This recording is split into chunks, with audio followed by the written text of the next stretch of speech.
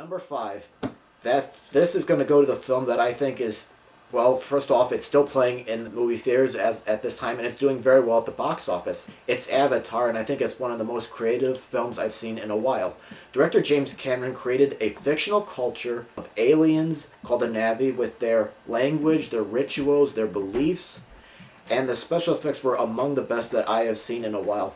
And of course, they weren't there just to show off, thankfully. They were part of the storytelling process, and they did not take away from the story. The characters had different and well-developed characteristics. Each one, wants something a little bit different in the film.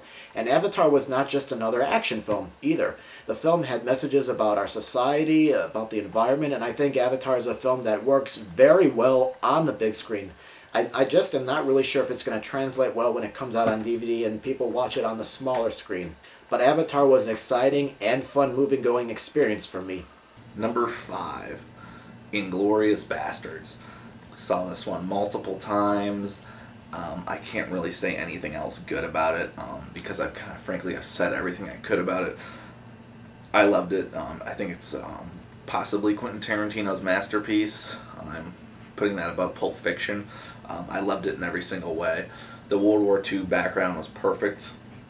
And for me, it was just one of the best sort of war movie comedies since maybe Dr. Strangelove or something like that.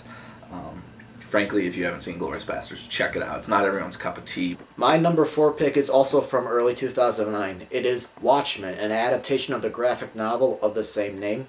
I found this film to be refreshing because it was not just another superhero film like Iron Man or the Fantastic Four. Instead, it was a complex film noir set in the world where superheroes are part of society, and the film explores the characters and what is going on in their lives. For example, Night Owl is trying to adjust to society, and Dr. Manhattan's view of humanity is that we're just like savages. The film had, for the most part, excellent acting, although the Silk Spectre I thought was one of the weaker performances in that film. Yeah, the Watchmen had a few slow spots, but it was one of my favorite films of the year. Number 4, I'm going to be eating shit for. But I stand by this choice. Paranormal Activity. A movie that Rob and I saw before it was even slated to have a wide release or even a limited release at that. We saw it on a free screening put up by Paramount itself to just gauge what the fan reaction is going to be.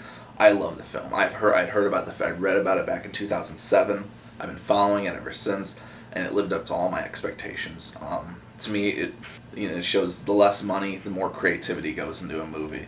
And Paranormal Activity had all the right scares. It was low budget, and it utilized today's technology perfectly. And it's not for everyone. It was our highest viewed video by tens of thousands of views, and tons of negative comments.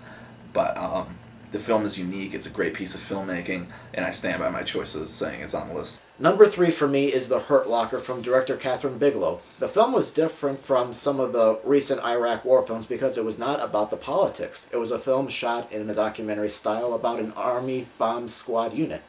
Again, the characters were not played by A-listers, which I think, again, helped make some credible performances from the way the characters, talk and move, and the fact that they were not one-dimensional.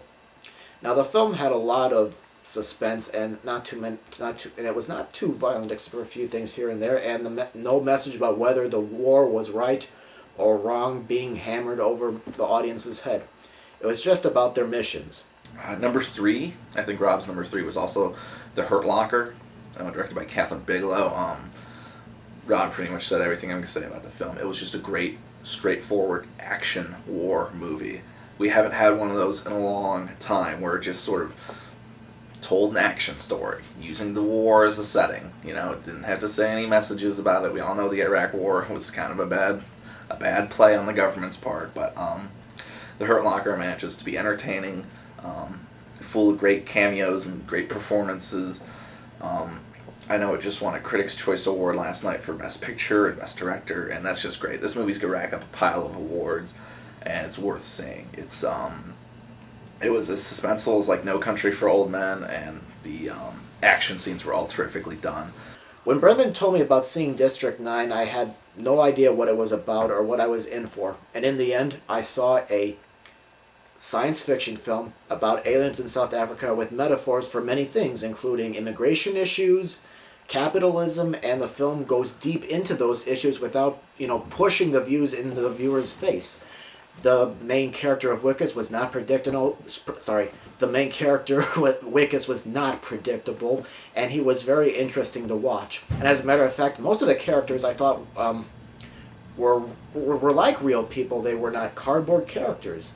And the film thankfully did not really have to have, big action scenes except for a scene that happened like in the last act of the movie. It did have a few slow spots and that I think could have been trimmed, but overall District 9 was creative and it was interesting. My number 2 pick is Drag Me to Hell. Sam Raimi. This movie could have easily been Evil Dead 4. So for horror fans out there, Sam Raimi returned to horror and he did it the best way he could have. Drag Me to Hell is a perfect movie in my opinion.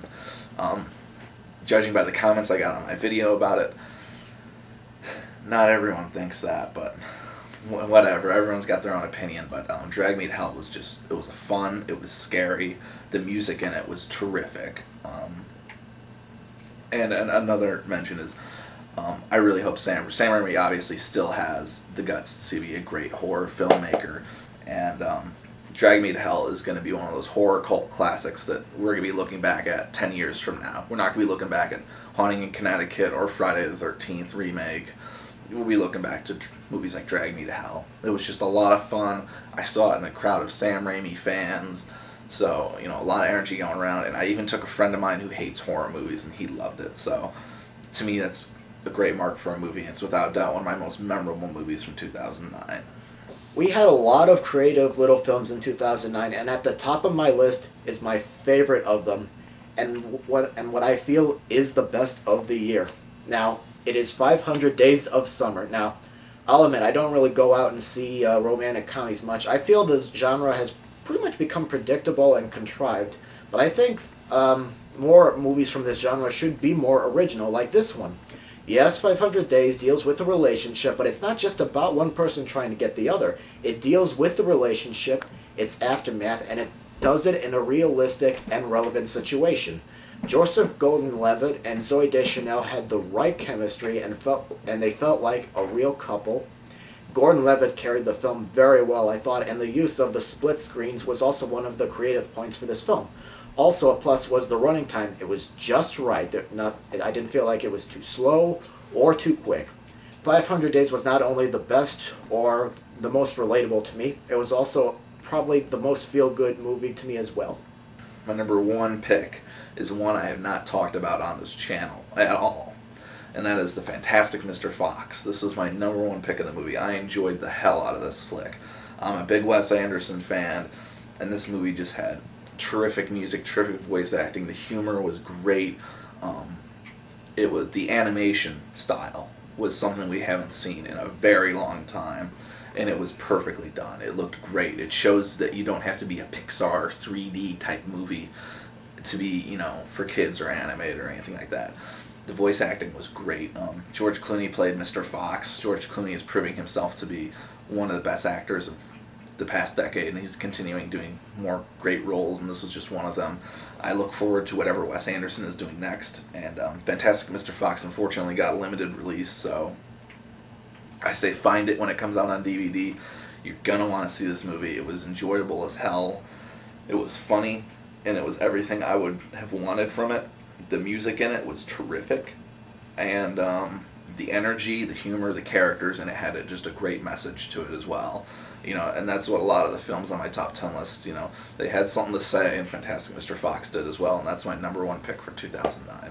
And that closes off our countdown. I thought that we had some pretty interesting choices. There were a lot of good movies this year. Yeah, tons of good ones this year, definitely. Also tons of bad ones, but so stay tuned and look for our worst of 2009 list, as well as don't forget our Q&A videos for our 1-year anniversary. So if you have any questions for us, go ahead and put it in the comment box and we'll answer them at the end of the month. And be sure to check out our 1-year anniversary video. It's a short one, so 2 minutes. Not a lot of time, but go ahead and check it out. I'll put it as a video response to this one. Thanks for watching. Yeah, and feel free to tell us what you thought were the best movies of 2009. Okay? All right, well, hopefully you'll tune into our top 5 list of the worst of 2009 video.